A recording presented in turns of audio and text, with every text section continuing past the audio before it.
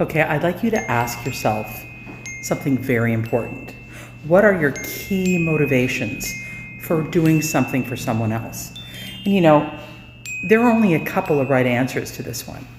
I have to tell you, often people will land themselves, and ask yourself, feeling resentful, angry, judgmental, critical of the other person because they didn't do, what you wanted them to do, and they didn't behave in the way that you wanted them to behave. And so you thought, okay, I'm going to do something for them to, to help them, to change them.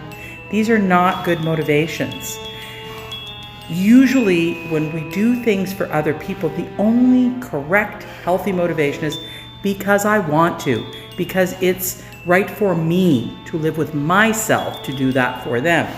If you're doing it for any other reason, I don't know, because there's some religious reason, or there's some obligation reason, or there's some guilt reason, or you want to change them, or you will often land in a place of resenting the other person, especially if they don't do what you think they should do, or if they're not grateful enough, or they're not behaving in a way that you think that they should behave. You will end up shaming them, either psychically or verbally or in other ways. What's wrong with you? Listen, I did all this for you, and why can't you do this for me? And why can't you be grateful enough? Or whatever it is that you say is a justification for you to help them. You need to check yourself, because most often, more than most often, I work with people who are super resentful or judgmental or critical of other people because they don't behave the way they think they should behave. And then they end up doing things for them, and then they're angry, or they're resentful, or whatever it may be.